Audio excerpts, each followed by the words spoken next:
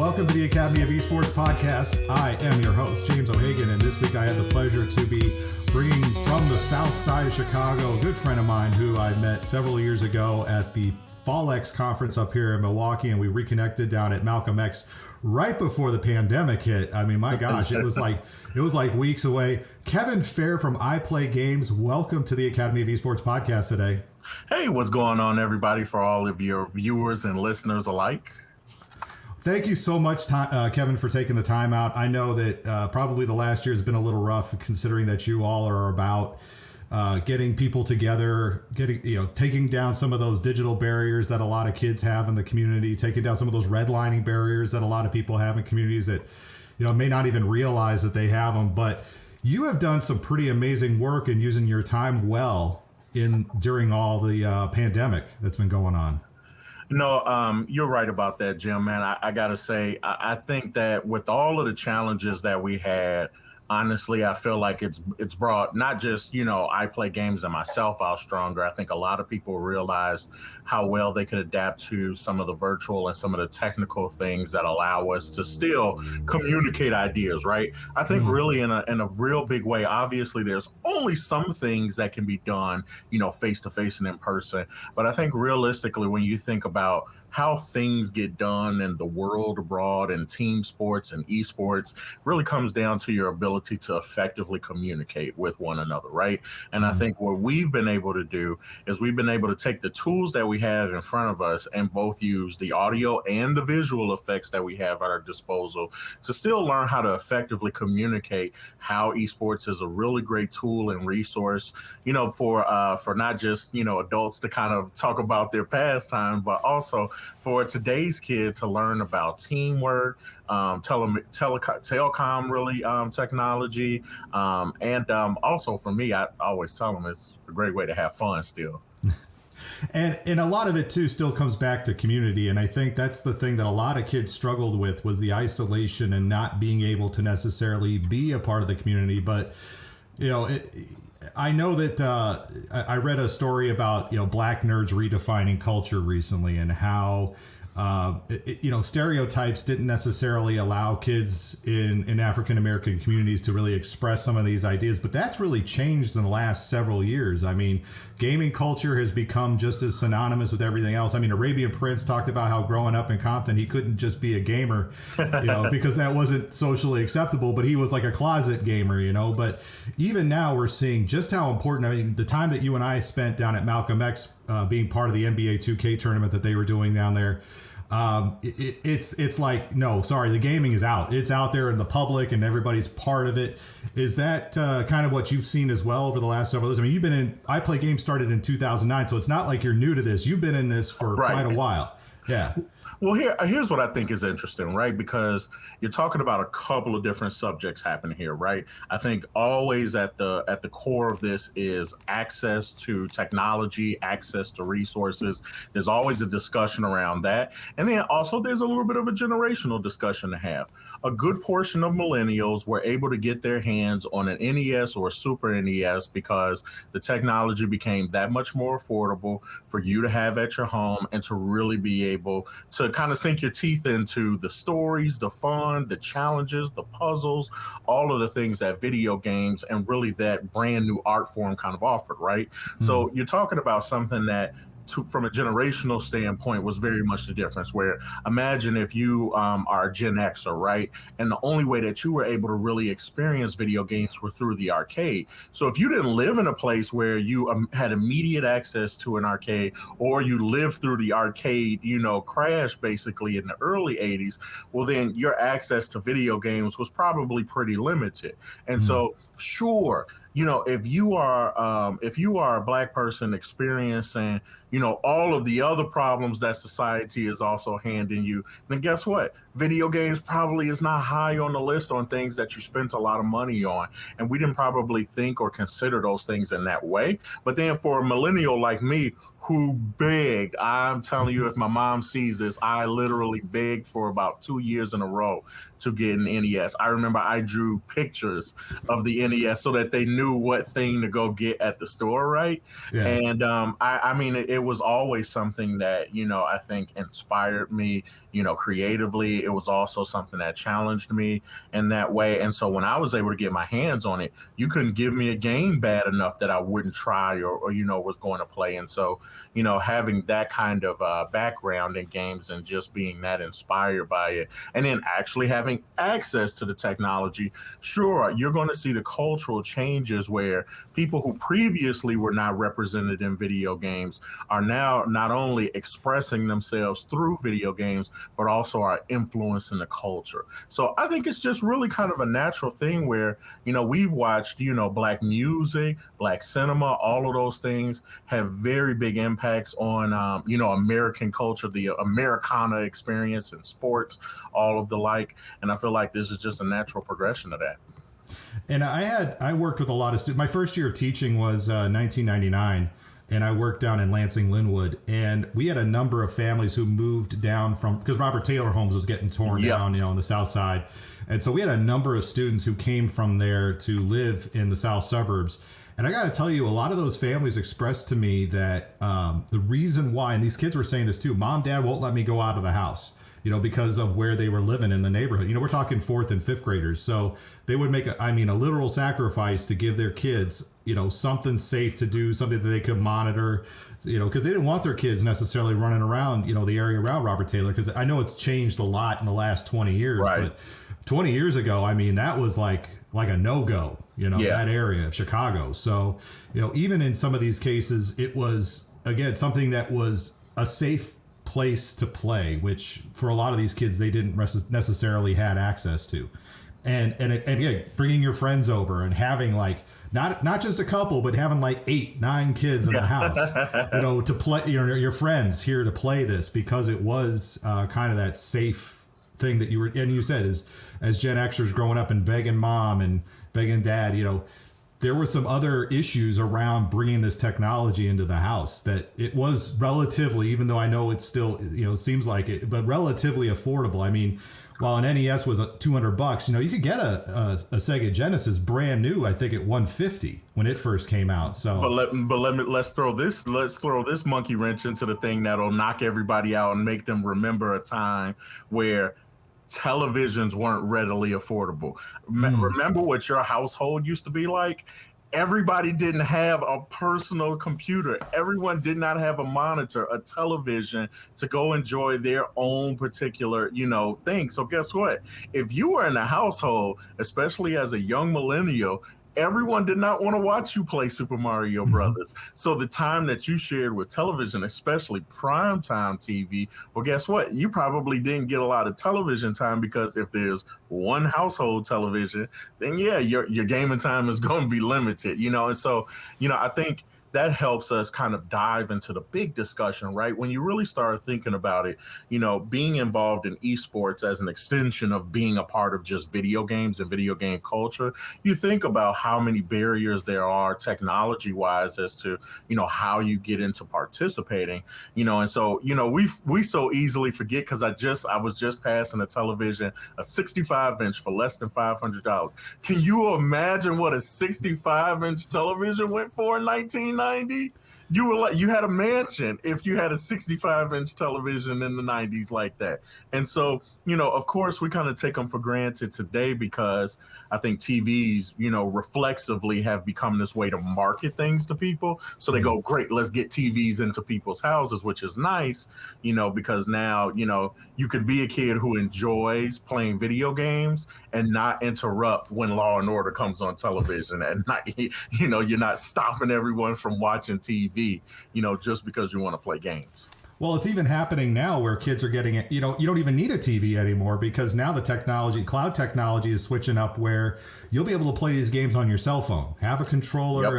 And I think that's going to start to remove even more of the barrier. Now, of course, the cell technology is, cell phones are usually the first thing that gets shut off in a home when you're when it's low income areas and you're trying to figure out, got to get the electricity, got to get the, food and everything else. But the barrier is getting less and less than what it was. Again, when you started in 2009, I Play Games, or even in 1999 when I started teaching. But let me ask you this, because you made an amazing foray into saying, we're going to take gaming and esports, and we're going to take this pandemic time and we're going to make it so that we give kids a safe place to play. You partnered with the Chicago park system, the park district, yep, to start an NBA 2K tournament.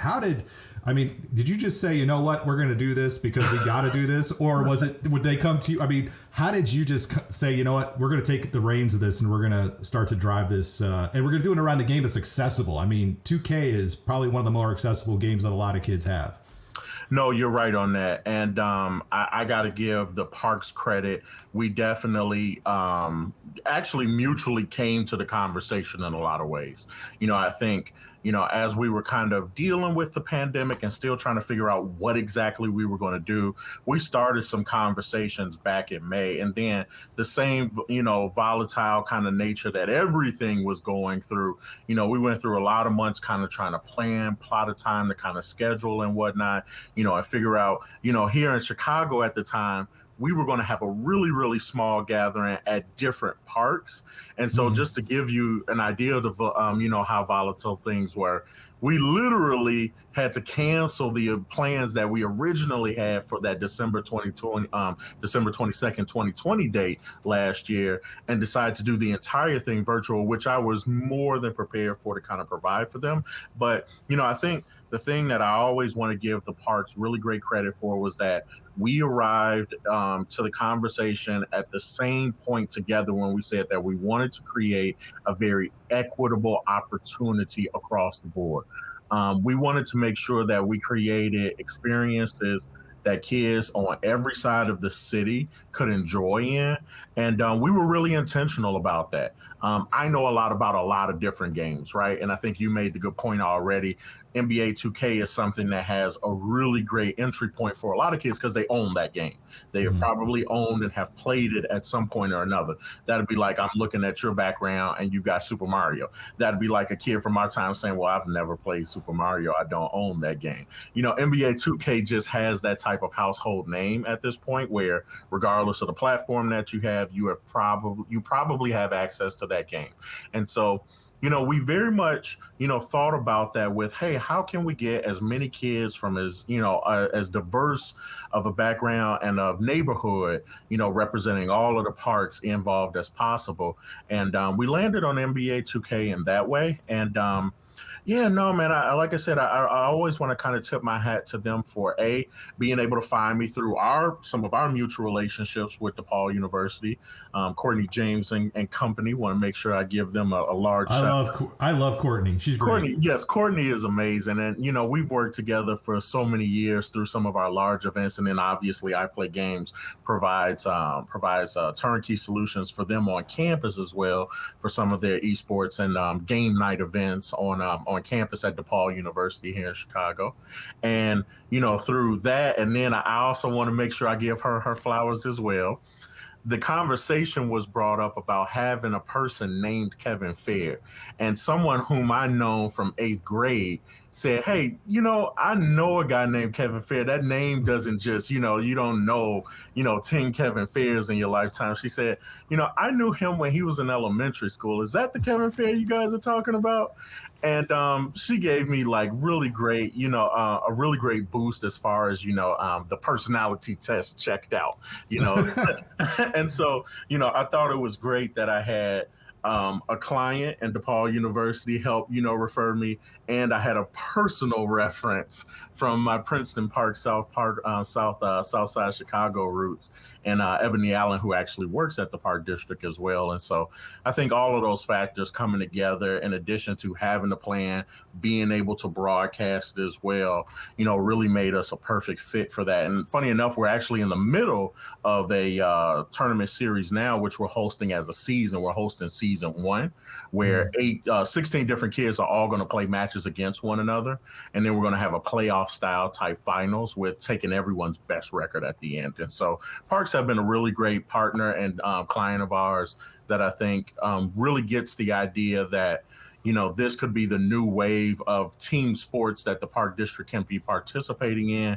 And I think in a lot of ways, they're going to be leading the way in the charge of saying, hey, this is an activity that your kids enjoy. As opposed to fighting it, let's try to figure out a way to constructively involve it in what we already do and are successful with. So, no, it's been a lot of fun hosting that with them.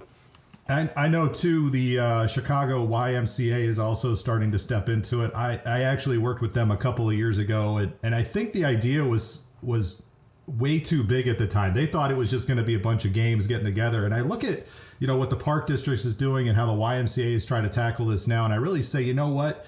Don't just focus on the game, right? The game is great, but when we get out of this, use it as a way to connect kids into some of the other great activities that are offered, either whether it's YMCA or Park District. Like, for example, I said we should be having yoga as part of your YMCA esports. It looked at me kind of funny, and I'm like, no. teach these kids how to get their emotions in check, how to get them in control. Use it as a way to, and saying things like, you can use this, tell them, hey, your heart rate gets really high up during an event. Let's take a step back. Let's teach you how to regulate your emotions, because a lot of our kids, especially coming to us in trauma, don't have the executive functioning skills yet to necessarily regulate emotions. And I don't know if you've seen this in the gameplay of some of your own in tournament, but it's a great opportunity to start having conversations about not just the game that they're playing, but also how they can start to maybe help themselves or learn some of the skills that maybe they're not picking up in school. Because, a lot of our kids come to school and they're already stressed to the hilt. Home life is hard or whatever, and we're trying to just get them through the academics. Yeah. But really, a lot of these kids just need also that personal attention to, that mentoring that takes place. And I think a lot of these things are missed on, especially when it's just, we're just going to throw up a tournament and that's it. And I'm not saying that you all are doing that, but I'm saying we got to start thinking bigger about the opportunity that we have here with kids. No, I agree with you 1,000%, because guess what? There's some parents and some adults, like myself included, that could probably use a yoga class to help me sort my feelings, my emotions, get my heart rate down, be very conscious of the activity while I'm in it. I think there's a lot of adults that would benefit from that. And so I don't say that so that I can make adults feel bad about themselves. I say it to let them know, well, guess what? If you know that reflectively you would love to work on something like that for yourself, imagine that these kids are looking for that type of direction too, and probably don't even know it just yet. I think one of the things I always try to do is bounce these things off of traditional sports, because we're all super familiar with that, right? When we see a basketball player get upset and they get a technical foul, we have a lot built around that system of anger management. And hey, what happened in the game that got you to that point, right? And we very much try to nurture a culture of hey, listen, we know that this is important to you. We know that the things that happen can be emotional. You may hate the way a call comes out, but part of this experience is also being able to put yourself in check and being able to emotionally handle and deal with it. And guess what? Esports is going to be the same way. Kids are going to get tilted. They're going to have things that happen to them that don't go their way.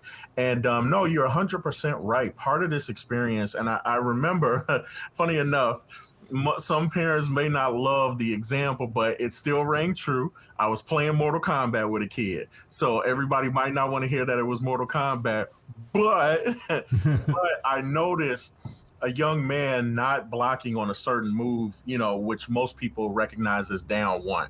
And down one is a move that has really quick startup. And so I noticed him getting upset, and instead of allowing, his anger to kind of fester, I say, hey, I know what's aggravating you right there. And you got to realize that you have to block out of that because you're not safe going through it. And so, what's interesting is that I myself, who doesn't really have an educational background per se. I'm not, I don't try to pretend to be a teacher by profession, but even then I'm finding myself in a space and in a position to really be a great influence and teach them the education that I know, through video games and competitive esports, and say, hey, so I can see why you're getting tilted. And I can tell that it's because you're not understanding why something is happening to you. Right. And so even in that one instance, we took a step away from the game, and as opposed to trying to go, hey, why aren't you getting this right? Why aren't you getting this right? Instead, what we did was we took a mental break. And we didn't need to make it, a Zen master moment. We didn't try to over specialize it, but just that one moment where we were able to kind of recalculate, source where your anger was coming from, evaluate, then adapt to it in game. And guess what? He didn't get it right away, but instead he understood what was happening. And then through practice, he learned how to get over that hump. And I think that's a great process of, hey, from beginning to end, you learned how something worked. You experienced the frustration of when you can't understand it. Then you had an informed supervisor, chaperone, adult come along and make it make sense for you. Then you practiced it and then you got over the hump. And I think that's a great lesson, whether it's esports or anything else. And what you alluded to, and I love this because the research doesn't say teacher. The research says positive adult mentor. The way we push against the mental health crisis in the easiest, most economical way is two ways. One is positive adult interaction, which you provided, and the other one is through play, which you provided. It didn't matter that it was a game, but you provided a positive adult interaction. That, for a lot of kids, can change an entire mindset. That can change an entire way that they see the world, that they don't have to be, I think a lot of kids struggle with having to be perfect or having to be hard or having to be, a certain way. But seeing that it is okay to take a step back and have somebody explain something to them that, as you said, you picked up right away that they were frustrated by it. I think that's really vital. And again, it doesn't take an educator, because the research doesn't say educator. The research says positive adult interaction, which you're providing. And your company has been providing this now for, 12 years now, right? Yeah, and I don't have the salt and peppers just yet. It looks good on you, man. It looks good on you, man. But no, I mean, we've been providing, I think very keenly. I pointed out in 2009 that I think I said competitions are just going to be huge in this. And I said, people aren't participating in competitions for games right now, not because of a lack of competition, but because of a lack of organized competition, And access. Yes, and access. Everybody has a circle of friends that will compete at a specific game, but how often have you competed in some type of organized fashion? And I think that was one of our, our core competencies up front as a company. We really wanted to establish ourselves as a group that provided organized gameplay opportunities, across the board. We, now people see us in specific spaces, but we were definitely picking up and moving shop and going to different neighborhoods and doing these tournaments, whether it be at a GameStop midnight release, whether it be at a youth center. We did our very first event at an art gallery on the South Side. And we, happened to move out this really small art gallery and made that a video game competition that day.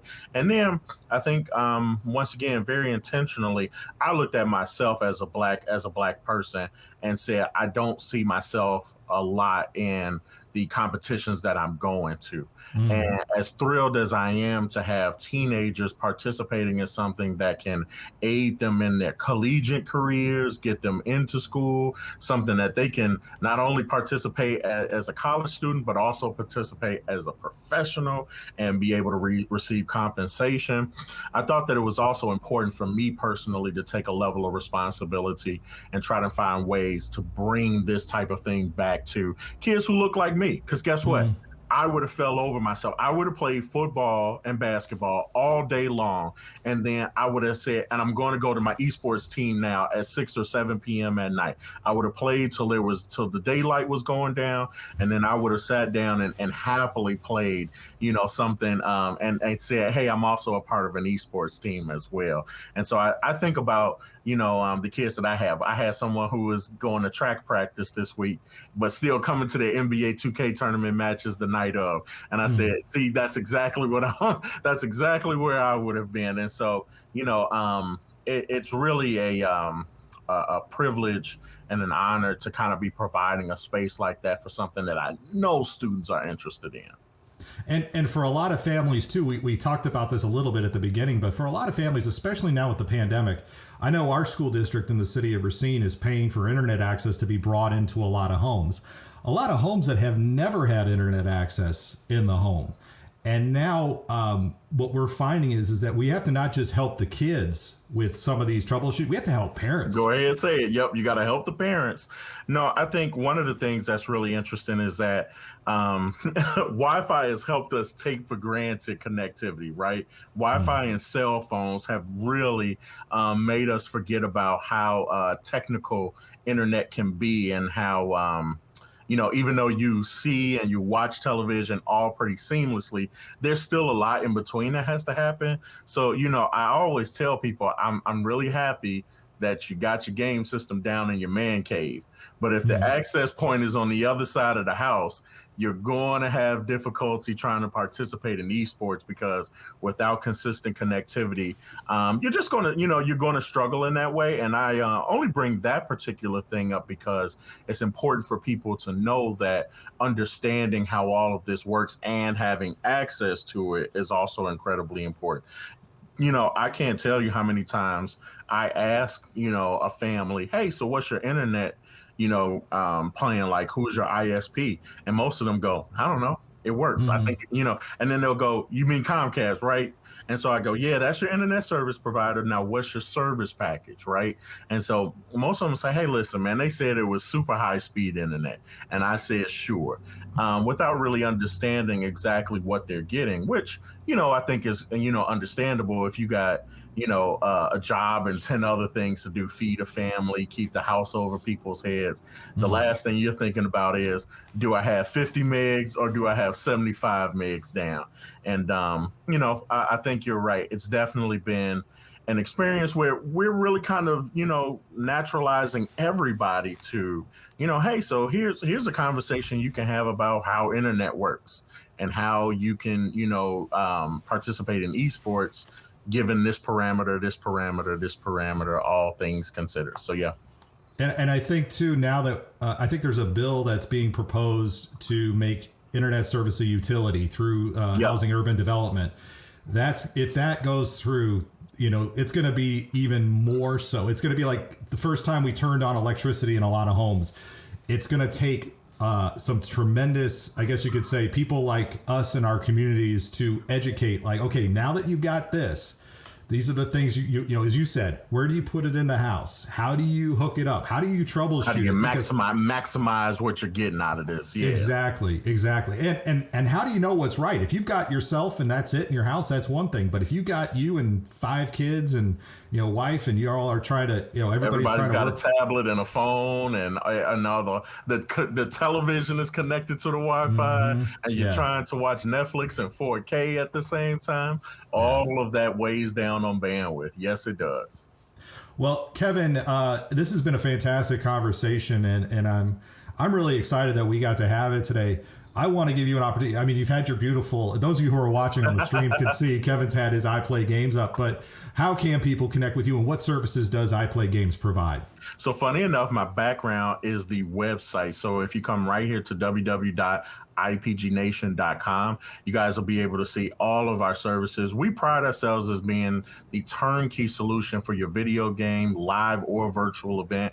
And not only do we provide the ability to help you guys host or moderate tournaments, but we also provide equipment rentals. The video you guys are watching is all equipment provided by us. And we also provide staffing, which kind of gets you started from beginning to end. And we really provide a really great level of consulting. They pull together a plan. So these floor plans that you see that are getting laid out right now all come from us.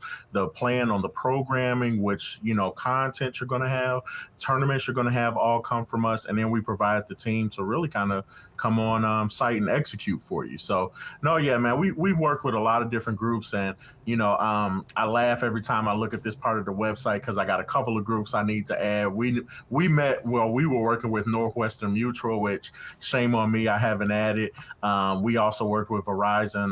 Verizon, I think the national portion. Yeah, we worked with Verizon National over in Philadelphia, provided a huge gaming setup for them. Funny enough, Tom Holland, Spider-Man, was right next to the setup. So I always try to say, Tom Holland was getting ready to play in our gaming area, but I was not able to get him to sit down, and I would have definitely snapped some photos and said, "Hey, Spider-Man approves." Well, And the other thing too, and I love this too, because you have your contact us up on screen, and as again, as you alluded to earlier, kids have to see themselves in these spaces, and your team is it looks fully minority backed and owned, and if that's the case, I don't know if that is. Yep. If that is, no, I mean, no. The great thing is that I have really been able to work with a diverse group of people over the course of time, and honestly, I definitely have a lot of friends and people in my friend circle to thank for those first couple of years in 2009 and 2010. And guess what? I think that's widely reflected. I think even when we, look at the turnout for a lot of our different kinds of events, we have a diverse group of representation, not just from ethnic background, but both, gender and gender identity. We have a diverse group of people age-wise. I've had people, who are frankly my mom and dad's age come out to my events. I've had the new generation come out to our events. And then I'm ultra happy that, a lot of our educational programs and workshops are reaching the youth, and we're working with middle schoolers through high school. We're working with college students through these things. And so, as you guys can see and tell from this, I love talking about it. So you could put anybody in front of me and I probably have some level of knowledge about where you are in the esports realm. Well, and if I have a suggestion, Chicago Park District needs an old heads division. Well, I'm working on it. We're focused on the kids right now, but right. You know how I feel. I keep telling people the fathers, the mothers will come on and say, I don't know anything about 2K, but if you guys do something in NBA Jam, I remember a lot about that. And I'm friends, and I chat with Tim Kitzrow, and I keep telling everybody it's a match made in heaven. It's something we would all love to participate in. So I have not forgotten about the old heads group. I interviewed Tim Kitzrow for the podcast, and I said, how are you not doing like esports announcing? Like I watch NBA 2K League, which is fine. Yeah. It's good. It's fine. But I'm like, how Tim Kitzrow doesn't have a job on that, even as like the third guy, just as a permanent fixture, just be like, and Tim's going to fill in right here. Just Tim, do whatever it is that you want to do. Right. Well, Kevin Fair from I Play Games, it has been a pleasure. It's been a long time coming. I can't wait till we can see each other again. I even have some ideas of some things I want to run past you after we get done with this. Kevin Fair from I Play Games, thank you for being a guest on the Academy of Esports podcast today. Jimmy, thanks for having me, man. That will do it for this week on the Academy of Esports. I've been your host, James O'Hagan. Esports are organized competitive video games allowing schools to redefine their athletic culture, diversify opportunities for student participation, promote good physical and mental health, increase collegiate scholarship pathways, and play games. We can never forget the importance of play. The mission of the Academy of Esports is to support these ideals. The vision of the Academy of Esports is for all students to experience the fun and joy of playing competitive video games. You may follow me on Twitter at Jim O'Hagan. That's at JimOhagan, and through the Academy of Esports account at TAO Esports. It's a great way to get the latest blog posts, podcast episodes, and news coming out of esports and education. And remember, you can continue your engagement by going to www.taoesports.com. You can also connect through Facebook at www.facebook.com/TAOesports. Thanks again for listening, and I look forward to our time again next week.